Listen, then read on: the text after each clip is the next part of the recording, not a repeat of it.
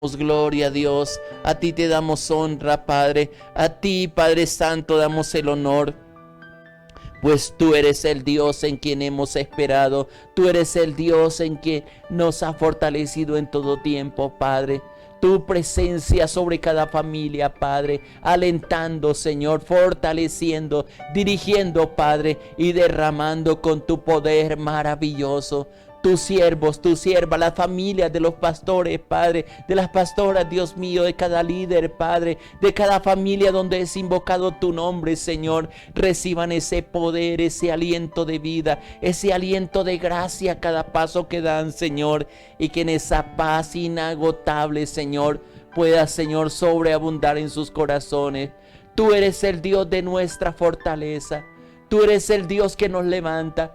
Tú eres el Dios que nos ha llamado para seguir tus pisadas, Señor. Y hoy te decimos, Padre precioso, aquí estamos, Señor, dispuestos para ti, Padre, dispuestos para honrarte, dispuestos para hacer tu voluntad, Padre, para decirte, Dios, háblanos en esta mañana, que como siervos, como siervas tuyas, queremos escuchar tus consejos, queremos escuchar tu bondad, queremos escuchar tu gracia incomparable, Padre.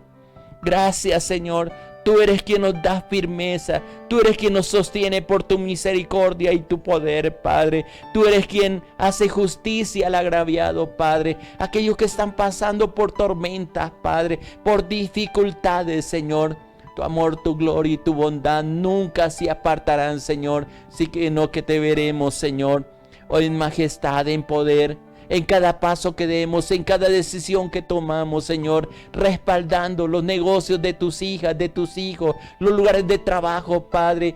Oramos por lo que están en las clínicas, en los hospitales, Señor, para que tu mano sea restaurando, sea levantando, tu mano sea protegiendo, Señor, sea trayendo sanidad, Padre. Los médicos, las enfermeras están en tus manos, Señor. Renueva sus fuerzas, protéjales, Padre. Las autoridades, Señor, administren, Señor, con sabiduría la autoridad, Padre. Que el temor tuyo caiga en nuestras naciones, sobre los presidentes, sobre las autoridades, Padre. Que todo aquello que se levanta contra el conocimiento de tuyo, Señor, sea detenido, Padre. Pero sobre todo esta pandemia, Señor, sea, Padre mío, detenida, Señor, y tu pueblo, Señor, pueda gozar y pueda entender que hay un Dios poderoso, un Dios soberano, un Dios que actúa sobre todas las cosas, Señor. Glorifícate, mi Rey precioso. Esperamos en ti, Padre, en tu gracia, en tu bondad y en tu misericordia, Padre. Te alabo, te bendigo, te glorifico, Señor. Te exalto a ti porque eres el Rey soberano. Te exalto a ti porque eres el Dios todopoderoso. Eres el Dios que nos da vida, que nos da gracia, Padre, que nos da poder salvador, Padre, para estar contigo a cada momento, Señor. Ven, glorifícate y trae la paz de tu presencia sobre cada uno de nosotros, Padre. Gracias por estar allí donde está mi hermano, donde está mi hermana. Gracias porque la obra de sus manos será bendita, Padre. Y gracias porque tú nos guardarás y guiarás en este día nuestros pasos, Señor. Y todo nuestro ser, espíritu, alma y cuerpo, Señor, están en ti, Padre. Y recibirán el sustento que viene de ti, Padre. Muchas gracias, Señor. Te bendigo en el nombre precioso de Jesús de Nazaret, Padre. Amén, Señor, amén. Dios les bendiga, mis amados hermanos y hermanas. Qué gozo estar en esta mañana nuevamente con cada uno de ustedes, alabando, bendiciendo el nombre del Señor y proclamando la grandeza de nuestro Dios, que definitivamente tenemos un Dios maravilloso que nos ayuda, que nos sostiene y que nos invita siempre a seguir adelante en medio de todos los procesos que vivimos constantemente. Y podemos disfrutar de esa gracia, de ese poder salvador, de esa bondad que viene de parte de Dios. Tú puedes hoy tener la seguridad de que Dios no te va a abandonar, Dios no te va a dejar, sino que va a derramar sobre ti una gracia soberana, una gracia abundante. Ese es el Dios que nosotros hemos creído, por eso abrimos este espacio, por eso nos unimos cada mañana para estar con cada uno de ustedes en este tiempo y ver esa gracia salvadora, esa bondad maravillosa que Dios tiene para cada uno de nosotros. Dios está contigo, te lo digo con todo mi corazón. y tú puedes sentir esa presencia. Dale libertad al Espíritu Santo para que Él te ministre a cada momento, para que guíes tus pasos, para que Dios derrame sobre ti lo que tú estás esperando, pero también derrame de su Espíritu Santo sobre tu vida. El domingo pasado en la predicación que les compartía estaba hablando de la templanza, o del dominio propio, como le llamé mejor, y yo creo que es una de las herramientas que más debemos poner en práctica cada día. Se recibe como parte de una unción del Espíritu Santo sobre nuestras vidas, pero a nosotros nos corresponde el utilizarla a cada paso que nosotros demos. Yo siempre digo que los dones, los talentos, todo lo que Dios nos da, son semillas que coloca Él en nuestro corazón y en nuestra vida, que nosotros al comenzar a ponerlas en práctica van creciendo, se van fortaleciendo. Igual que la parábola de la semilla, dice que se siembra. Aún la fe dice que si tuviera fe como un grano de mostaza, una de las semillas más pequeñas que se menciona al menos en la Biblia. Pueden haber otras semillas más pequeñas, pero que se convierten en un gran árbol. Así es la fe, tiene que ir en aumento cada día, pero al ponerla en práctica es que sucede esto. Asimismo, el dominio propio, que es el que nos ayuda a tener el discernimiento, lo voy a decir de esa manera, del bien y del mal, a no dejarnos engañar, a no dejarnos apartar, al aprobar las cosas y caminar de acuerdo a lo dispuesto por Dios para nuestra vida. A veces, y lo repito y lo repetiré constantemente, nosotros hacemos lo contrario. Emprendemos muchas cosas y después pedimos la bendición de Dios sobre lo que emprendemos. Cuando la ventaja o la bendición mejor que tiene un cristiano, una persona que conoce a Dios, es primero ir a Él y decirle: Señor, ¿qué quieres que haga en este día? Al abrir mis ojos cada mañana, le doy gracias a Dios. Es lo primero que hago. Y luego le digo: Señor, ¿qué quieres tú que yo haga en este día, Señor? Cuenta conmigo. Y comienzo a presentar mis manos. Le digo: Señor, aquí están mis manos, úsalas en este día. Aquí está todo lo que has depositado en mí, porque nada es nuestro, nada es mío, nada es tuyo. Todo le pertenece a Dios. Y cuando reconocemos ese señorío de Dios, esa bondad de Dios, esa misericordia de Dios en todo lo que emprendemos, Él tiene la libertad y tú tienes los oídos, tiene la mente, tiene todo el corazón dispuesto para Él. Y estoy seguro que en el transcurso del día Dios está hablando constantemente para guiar tus pasos. No estás luchando solo, no estás luchando sola. Hay un poder especial, hay una compañía constante que Él prometió hacer, pero a nosotros nos corresponde hacer las cosas correctas. Y ese discernimiento nos ayuda a entender, pero también ese dominio propio nos ayuda a discernir y a corregir las cosas que internamente quizás no están correctas delante de Dios. Pero cuando leemos la palabra, el manual con el cual fuimos creados, yo le llamo a la Biblia. Así como cualquier aparato trae manuales de cómo funciona, la Biblia es la que nos enseña cómo funcionamos. A veces pedimos consejos en los lugares equivocados, o nosotros hemos creado un concepto de lo que nosotros somos, pero la verdad está escrita en la Biblia. Ese es el manual, cómo fue creado el hombre, de dónde proviene, cómo fue hecho, cuáles son las circunstancias que le rodean, cuáles son sus enemigos. ¿Cuáles son las cosas que tienes que tener cuidado? Pero sobre todo, ¿cuáles son las bendiciones que Dios ha colocado dentro de ti? Y cuando usa esos recursos espirituales, cuando comprende quién eres y quién es Dios, y cómo puedes colocar a Dios como tu Padre, como tu Dios poderoso, vas a poder tener una bendición en tu vida.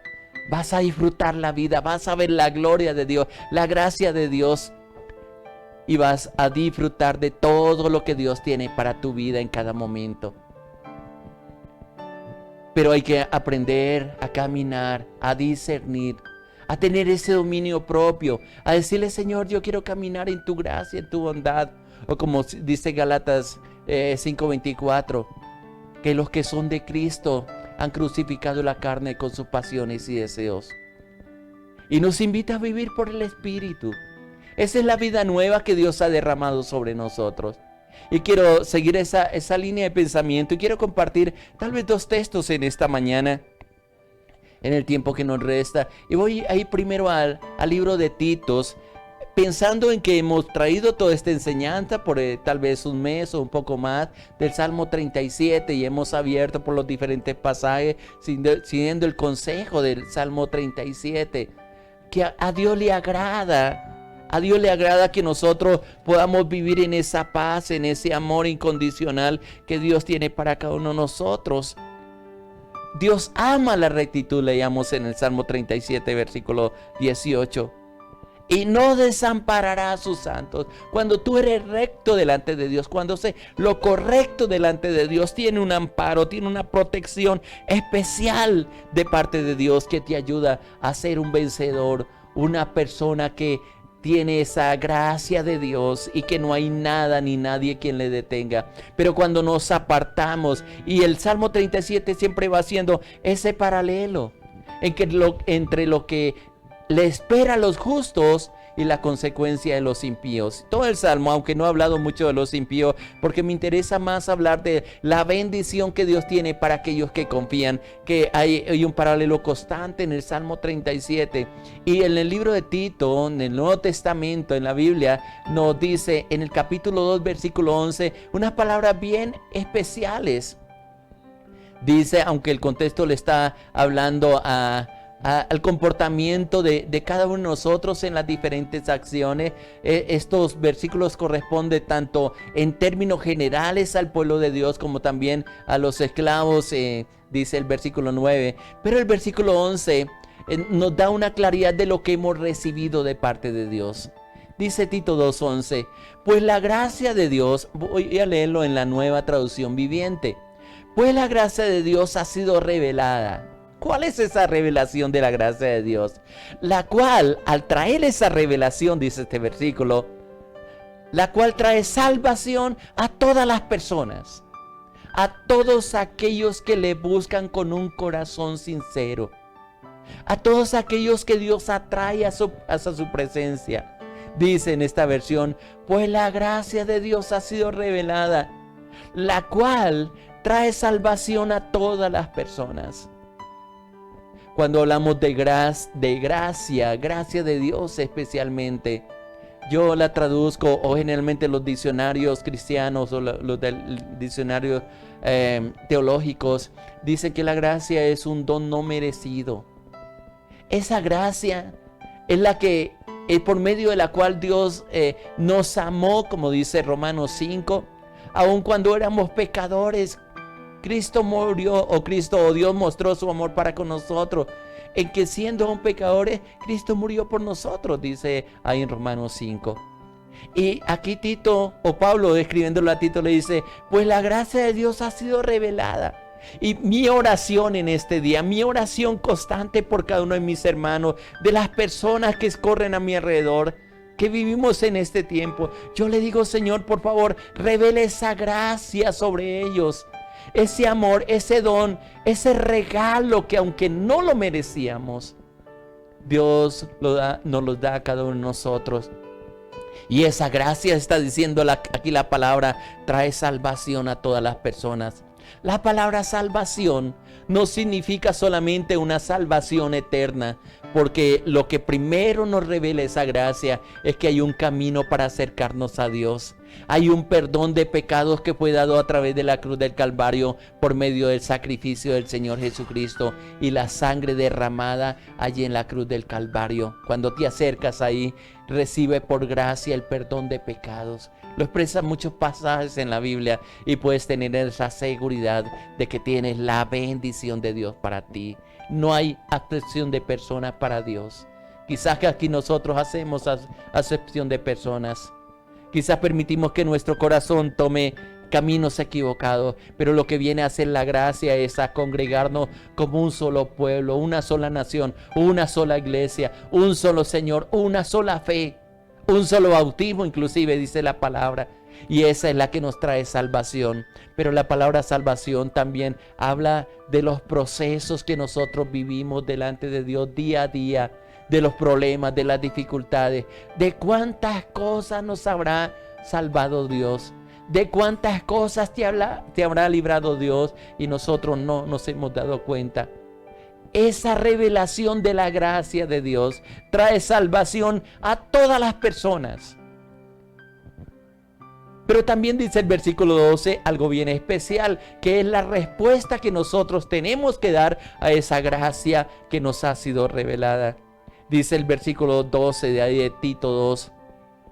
Dice, y nos instruye a que nos apartemos de la vida mundana y de los placeres pecaminosos. En este mundo maligno debemos vivir, y miren el consejo tan especial que Dios nos da en este día. ¿Cómo debemos vivir en este tiempo? ¡Qué difícil! Mundo lleno de maldad. Dice, en este mundo maligno debemos vivir con sabiduría. Debemos vivir con justicia y devoción a Dios. Qué interesante como lo está diciendo. Ahora voy a leer este mismo texto en la versión del 60, la Biblia que utilizamos frecuentemente para compartir. Voy a leer el versículo 11, dice, porque la gracia de Dios se ha manifestado para salvación a todos los hombres, enseñándonos a través de esa gracia que, renunciando a la impiedad y a los deseos mundanos, vivamos este siglo sobria, justa y piadosamente. Es el llamado que Dios nos hace a permanecer en esa gracia. Ahora bien, observemos bien lo que está diciendo el versículo 11, versículo 12. La instrucción que tú recibes a diario de Dios, y que aún cada siervo, cada sierva, como portadores de esa bendición, constantemente llamamos a las personas a que se aparte de toda maldad. Uno de los versículos bíblicos que compartíamos la semana pasada era el que está en Romanos 12. No seáis vencido por lo malo, sino vence con el bien el mal. Es la lucha que sostenemos. Cuando empezamos a limpiar nuestro corazón, a entender, como dice 1 Pedro, que sin santidad nadie verá a Dios, nosotros tenemos que responder a esa gracia que le costó a Dios tanto. Y yo repito, me gusta leer muchas veces las versiones antiguas de la Biblia. Y en las versiones antiguas, especialmente en las cartas de Primera de Pedro y de Juan, Primera, Segunda, Tercera de Juan y las cartas de Pedro, ahí en las traducciones modernas dice amados. En las traducciones antiguas del original dice costosísimos. ¿Sabe por qué lo dice? Porque a Dios le costó la muerte de su Hijo para derramar esa gracia sobre ti. Y al entender esa gracia, no solamente pensemos en la bendición que tenemos, porque a veces nos gusta mirar solamente ¿y qué me van a dar? Y es una actitud que tenemos desde niños. ¿Y si yo hago esto, qué me va a dar? ¿Y si yo trabajo, cuánto me van a pagar? Cuando tenemos la bendición de Dios, sabemos y vivimos bajo esa cobertura de Dios, sabemos que Él nos da el mejor pago a cada uno de nosotros.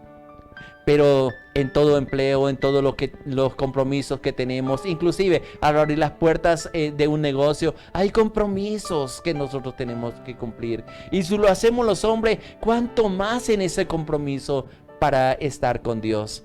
Por eso dice el versículo 12 de Tito 2, se nos instruye, y vuelvo a la nueva traducción viviente, y se nos instruye a que nos apartemos de la vida mundana. Cuando habla de la vida mundana, habla de las obras de la carne. Y si quiere ampliar mucho más de lo que significa las obras de la carne, váyanse ahí a Galatas 5:16, inclusive 18 en adelante. Y ahí te está mostrando la batalla que hay dentro en nuestro interior. Y habla de 18 actitudes al menos, o cosas que hace la carne y que nos ofrece el mundo. Y a esto es lo que se está refiriendo con esta expresión la Biblia.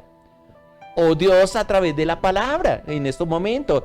Se aparte de la vida mundana, aquello que no edifica, aquello que trae destrucción, pero sobre todo aquello que trae separación entre tu Padre, Dios Todopoderoso, y la comunión con Él.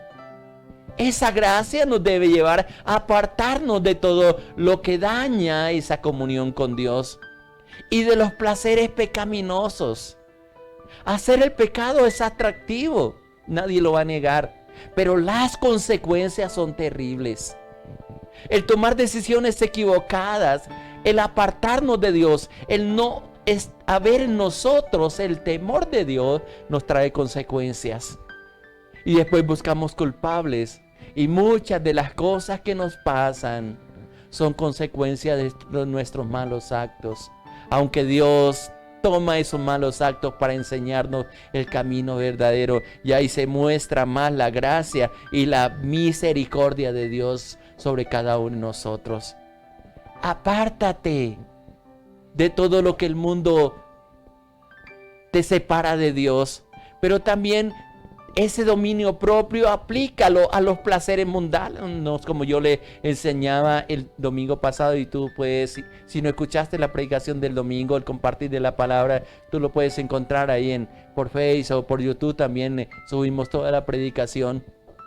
Y escucha con cuidado, porque yo sé que hay dirección de Dios que nos ayuda a activar, a tener en cuenta lo que hemos recibido de parte de Dios.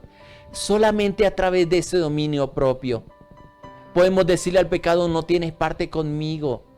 Y yo cito mucho el texto de Génesis 4, donde el Padre, Dios le dice a Caín: el pecado siempre va a estar en la puerta, pero tú te puedes enseñorear de él. Y a mí me parece maravilloso esa revelación de Dios, porque no podemos tener la disculpa que siempre tenemos: es que nadie me ayudó, es que me engañaron. Es que tú te dejaste engañar porque quisiste.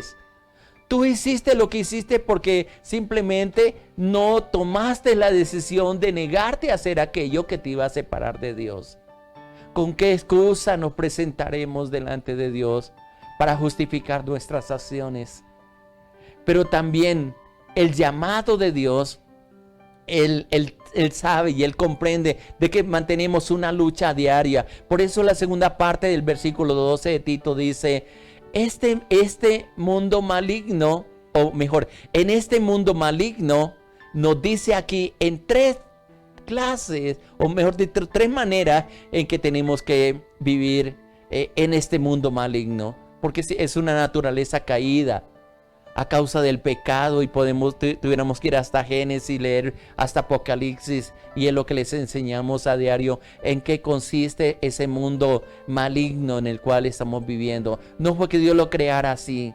La maldad del hombre, la separación del hombre de Dios, llevó a que el maligno sea el príncipe de este mundo, como lo menciona Pablo en otro de los pasajes. Siempre tenemos una lucha espiritual, pero la invitación que Dios nos hace a nosotros es que debemos vivir con sabiduría. Por algo el proverbio en el capítulo 1 versículo 6 dice: el principio de la sabiduría es el temor a Dios. Y cuando tú tienes en cuenta a Dios en tu vida, vas a aprender a caminar con sabiduría. Vas a poder entender con tiempo las consecuencias de las decisiones y de los actos. Y vas a ser responsable, porque con las cosas espirituales no se puede jugar, porque traen consecuencias. Traen ataduras al alma, traen separación, apartan la bendición de Dios de nuestra vida. Hemos caminado mucho tiempo en este mundo maligno, siguiendo la corriente de este mundo, como dice Romanos 12:2, y nos ayuda a ser transformados al entender esa gracia. ¿Vives la vida con sabiduría? ¿Tomas decisiones con sabiduría? No la sabiduría de este mundo. Tal vez más adelante vamos a hablar de la sabiduría. Hay 3 clases de sabiduría. Bueno, al menos 3. Algunos mencionan hasta 24 clases de sabiduría que menciona la Biblia. Pero la clase de sabiduría que está mencionando aquí Tito, me está hablando de la sabiduría conforme al diseño de Dios, conforme a la dirección de Dios, conforme a los principios. Y yo hablo mucho de principios establecidos por Dios. Todo acto trae una consecuencia. Toda palabra trae una consecuencia. Toda decisión trae una consecuencia. Y la Biblia hoy te está diciendo, o mejor, Dios hoy te está diciendo: vive la vida con sabiduría. No por las pasiones que hay en el corazón. Tal vez en la segunda parte, si no alcanzamos hoy, mañana le voy a estar compartiendo sobre esto. Vive la vida con sabiduría, pero también vive la vida con justicia. a hacer lo correcto. Apártate de toda injusticia, porque si vives en injusticia, estás bajo algo que menciona la Biblia, que es la iniquidad. Y la iniquidad es un estado de pecado donde está metida, dice la Biblia, dentro de nuestros huesos y trae consecuencias desastrosas en todo aquello que emprendemos. ¿Cómo podemos dedicar nuestro hogar para el servicio del Señor si hay injusticia, si hay iniquidad de parte de nosotros? Si somos injustos con el esposo, con la esposa, estamos reclamando justicia de ellos, pero nosotros mismos muchas veces somos injustos. Estamos reclamándole justicia al gobierno cuando nuestros actos son injustos.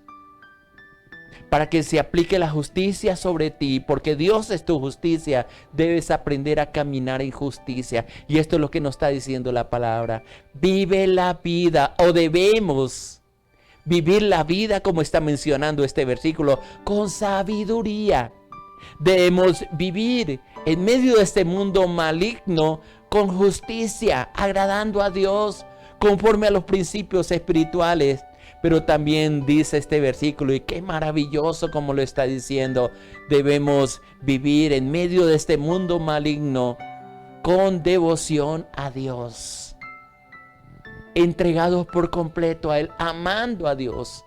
Cuando tú lees los mandamientos, o mejor, cuando le preguntaron a Jesús cuál era el mandamiento, y Él le mencionó dos. Amarás al Señor tu Dios con todo tu corazón, con toda tu mente, con todas tus fuerzas, y a tu prójimo como a ti mismo. Dice, porque ahí, en esos dos versículos, o mejor, en esas dos actitudes, se cumple toda la ley.